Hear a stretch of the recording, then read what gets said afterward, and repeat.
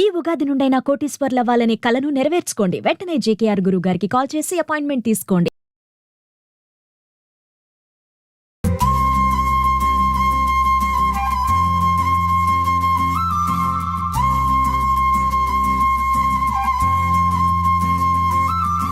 రమగారు ఉగాది శుభాకాంక్షలు అండి. ఉగాది శుభాకాంక్షలు జయ. సుమన్ టీవీ ప్రేక్షకులందరికీ ఉగాది శుభాకాంక్షలు. ఉగాది పండుగ అనగానే ముందుగా పచ్చడి గుర్తొస్తుంది. ఉగాది పచ్చడి వాటితో పాటుగా కొన్ని వంటలు కూడా చేసుకుంటాం మనం.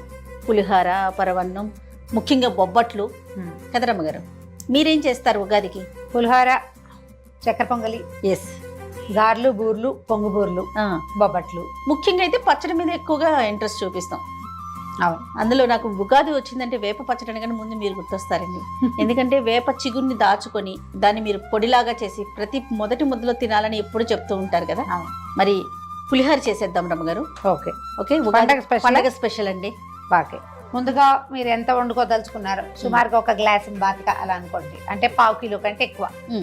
ఆ మాత్రం గ్లాస్ ఉంటే గ్లాస్ నిండా రైస్ కుక్కర్లో పెట్టుకోండి. 1కి 2 నీళ్ళు పోసి శుభ్రంగా కడగటం, 1కి 2 నీళ్ళు పోసి కుదిరితే కొంచెం ఒక చిటికెడు పసుపు, ఒక చుక్క నూనె అందులోనే వేసి వండుకోండి. లేదా ఒట్టిగా అన్నం వండేసుకోండి. కొంచెం పాత బియ్యం అయితే మరి కాసి నీళ్ళు ఎక్కువ పోయండి, లేకపోతే అన్నం మరీ మెతుకులుగా పుల్లల్లాగా ఉంటుంది. పులిహోరకి మరీ మెతుకులుగాను ఉండకూడదు, అందుకని శుద్ధగా ఉండకూడదు. ఏం చేద్దామంటే ఒక చిన్న గ్లాస్, ఒక గ్లాస్ నీళ్లు మరగబెట్టుకుని చింతపండు నానబెట్టుకుందాం. చింతపండుని చన్నీళ్ళల్లో నానబెట్టి రసం తీస్తే వేస్టేజ్ ఎక్కువ ఉంటుంది. అందుకని ఏం చేయాలంటే మొదట మనం బియ్యం కడుగుతుండగానే నీళ్లు మరగబెట్టుకోవాలి. బియ్యం కుక్కర్ పెట్టే లోపల, అన్నం ఉడికే లోపల ఈ నీళ్లు మరిగిన నీళ్ళల్లో చింతపండు వేసేయండి. వేసి మూత పెడితే ఒక 10 నిమిషాలకు బాగా ఊరిపోతుంది, బాగా నానుతుంది కదా, క్షణాల్లో రసం వచ్చేస్తుంది. ఓకే రమ్మగారు, పొయ్యి ముందు మీరే నుంచుంటే ఎప్పుడు స్టవ్ మీరే వంట చేస్తున్నట్టు నేను అటు నుంచుంటాను రమ్మగారు. మీకు అట్లీస్ట్ అసిస్టెంట్ కన్నా వాడండి ప్లీజ్. ఈ మరిగిన నీళ్ళల్లో చింతపండు వేసి దీనికి మూత పెట్టండి. ఓకే, బియ్యానికి లోపల అన్నం వండేసుకుందాం. అన్నాన్ని మనం ఏం చేద్దామో చూద్దాం. తప్పకుండా. ఓకే, పక్కన పెట్టు. రైస్ ఒక పెద్ద పళ్ళెంలో కానీ ఏదైనా వెడల్పాటుగా ఉన్న పాత్రలో వేసుకోండి. ఈ వేడిగా ఉండగానే మనం ఏం చేయొచ్చు, ఒక స్పూన్ పసుపు దీని మీద. మనం వండేటప్పుడే ఒక చిటికెడు పసుపు, కొంచెం ఒక 1/2 స్పూన్ పసుపు వేసి 1 స్పూన్ నెయ్యి వేసామనుకో ఈవెన్గా కలర్ వస్తుంది. అవును, లేకపోతే ఇట్లా పైన వేసుకోవచ్చు. ఉప్పు కాక్కర్లేదు. ముందు కరివేపాకు. మనం ఇంట్లో ఏ పదార్థం చేసినా రమ్మగారు కాస్త స్వచ్ఛంగా హెల్దీనెస్ అనేది మనం బాగా కోరుకుంటున్నాం. ఏదైనా ప్యూరిటీ మీద ఎక్కువ కేర్ చూపిస్తున్నాం కదా. మంచి పసుపు వాడుకోవాలి, అలాగే మంచి బియ్యం, దాంతోపాటు మంచి నూనె కూడా చాలా అవసరం. మంచి నూనె అంటేనే ఫ్రీడమ్ ఆయిల్. ఫ్రీడమ్ ఆయిల్లో లీటర్ నూనె కొంటే అందులో ఖచ్చితంగా లీటర్ ఆయిల్ ఉంటుంది. అదే చాలా కంపెనీ నూనె ప్యాకెట్లలో లీటర్కి కొన్నా అందులో లీటర్ ఆయిల్ ఉండదు. అందుకే క్వాలిటీతో పాటు క్వాంటిటీ కూడా ఖచ్చితంగా ఇచ్చేది ఫ్రీడమ్ ఆయిల్ మాత్రమే. ఫ్రీడమ్ అంటే నేను నమ్మకం. మనకి బొజ్జలోకి వెళ్ళేది ప్రధానంగా ఉప్పు, కారం, పసుపు, దాంతో పాటుగా నూనె లేని మన వంటలు అసలు ఊహించుకోలేము. అవును కదా, మీరంటే నెయ్యి ఊహించుకోలేరేమో, మేమైతే నూనె కూడా. ఈ నూనె విషయంలో కూడా చాలా కేర్ తీసుకోవాలండి. చాలు. ప్యూరిటీకి, స్వచ్ఛతకి మారు పేరు మన ఫ్రీడమ్ పల్లి నూనె. పల్లి నూనె వేసుకుంటే చాలా బాగుంటుందని చెప్పారు రమ్మగారు పులిహోర కోసం, అందుకని పల్లి నూనె తెప్పించానండి. మీరు పప్పు నూనె, నువ్వుల నూనె కూడా వాడుకోవచ్చు. పల్లి నూనె కూడా బాగుంటుంది, రుచికరంగా ఉంటుంది. మరి బాగా ఎక్కువ కలిపేయకుండా కొంచెం పైన అలాగా కలిపితే పసుపు రంగు ఈవెన్ గా పడుతుంది. ఓకే, ఈ వేడి అన్నంలో కరివేపాకు మగ్గి మంచి వాసన వస్తుంది, బాగుంటుంది, స్మెల్ బాగుంది. ఇప్పుడు మామూలుగా మనం ఇంట్లోకి టిఫిన్ కింద చేసుకుంటే అట్లా అనిపించదు రమ్మగారు. ఎందుకు పర్వదినాలప్పుడు, పండుగలప్పుడు ప్రసాదం అనగానే అదొక ఫీల్, అంత చక్కగా ఉండాలి, ప్యూర్గా ఉండాలి, అట్లా అనుకుంటా ఉంటాం కదా. కొంతమంది ఉప్పు కూడా వేసుకుంటారు జయ, వాళ్ళ చాయిస్. నేనైతే అన్నం మీద ఉప్పు వేయను, అలా అలవాటు లేదు. మరి ఇలాగే ఇదే అలవాటు. అన్నం కూడా చక్కగా ఉంది, పలుగ్గా ఉంది, సరిపడా అంటే పులిహోరకి కావాల్సినట్టుగా ఉంది. కలిపేసాం కదా, మూకుడు ఒకటి పెడితే మనం తాలింపు వేసుకుందాము. రమ్మగారు ఏం తిరగమూత వేసేస్తారా? ఫస్ట్ వేసేసి తిరగమాత వేసి దీంట్లో పోసేద్దాం. చింతపండు ఉడకబెట్టి ఒకటే మూకుడులో చేస్తున్నాం మనం. ఇందులో 36 పదార్థాలు చేసుకోకండి. ఒక పాత్రతో చేయటం ప్రాక్టీస్ చేయండి అమ్మా ఎవరైనా, అప్పుడు సామాన్లు తక్కువ అవుతాయి, టైం వేస్ట్ అవ్వకుండా ఉంటుంది. నూనె వేయి, మనకి తాలింపుకి సరిపడా చేయ 1-2 స్పూన్లు సుమారుగా మన కొలత. చాలా ఇంకొంచెం పైన కొంచెం చాలు, ఎందుకంటే మనం అన్నంలో వేసాం కదా, మనకి తాలింపు వేగడానికి సరిపడానే నూనె. ఓకే, నూనె కొంచెం వేడెక్కనిచ్చి చేయ. మామూలుగా అందరూ మెంతులు వేసుకోరు, మెంతులు వేస్తే చింతపండు పులిహోరకి రుచి పెరుగుతుంది. ఓహో రమ్మగారు, ఒక పెద్ద స్పూను మెంతులు వేగినాయి చూడు, ఆవాలు. ఆవాలు చిటపట్లాడుతూ ఉండగానే మనం ఓ 2 స్పూన్ల పల్లీలు, తర్వాత ఒక పెద్ద స్పూను శనగపప్పు, ఒక పెద్ద స్పూను మినప్పప్పు, ఒక 5-6 ఎండుమిరపకాయలు కూడా వేసేయండి.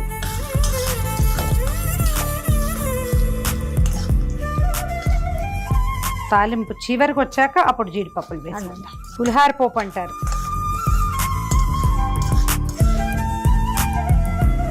వేపు ముదురుతూ ఉండగానే జీడిపప్పులు వేసేసుకుందాం.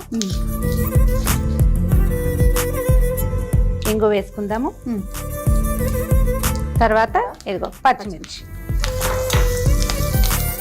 తాలింపు తీసి పోసేద్దాం. అలాగే కొద్దిగా అలా అన్నం మూసి పెడితే ఒక 2 మినిట్స్ ఆ వాసన అన్నాన్ని పడుతుంది. తర్వాత కలిపేసుకోవచ్చు.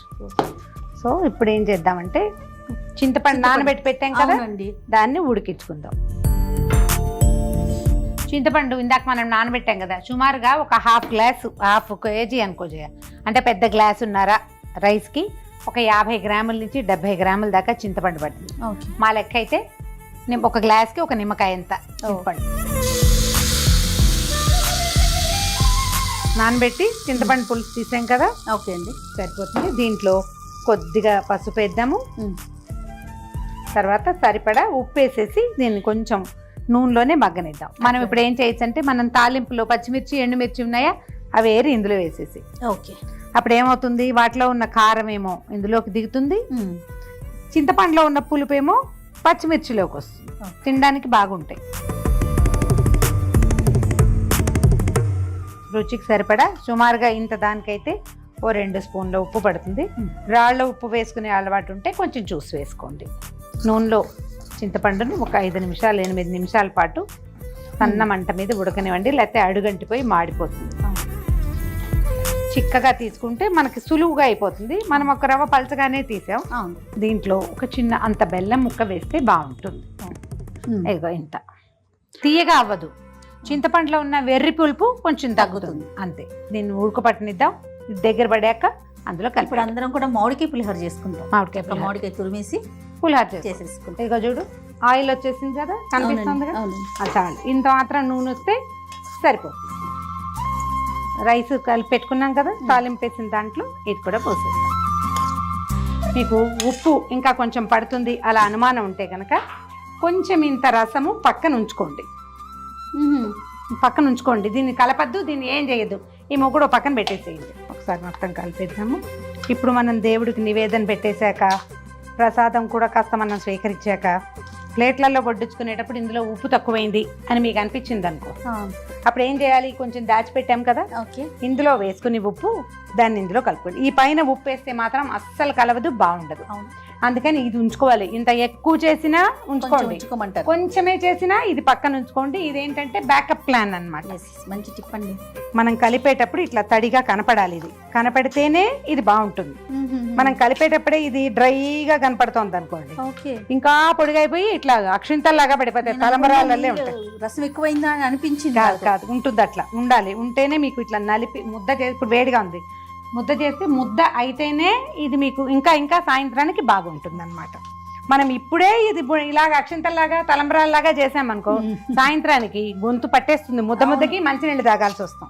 ఒక 5-10 నిమిషాలకి ఈ తడిని, ఈ నూనెని అన్నం లాగేసుకుంటుంది. రెడీ ఇంకా పులిహోర. చూడు, మనం మొదట కలిపినప్పుడు ఎక్కువ కలిపేస్తే శుద్ధ అయిపోయేది. జాగ్రత్తగా కలిపాం కదా, చూడు ఎంత అందంగా ఉందో రంగు. మీకోండి మీ ఉగాది పులిహోర రెడీ. పులిహోర రెడీ.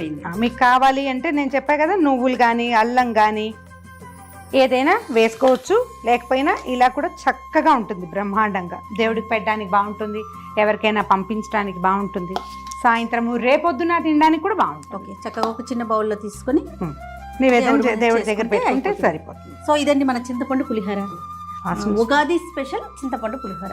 అంతేనా రమ్మగారు? మరొకసారి సుమన్ టీవీ ప్రేక్షకులందరికీ ఉగాది పండుగ శుభాకాంక్షలు.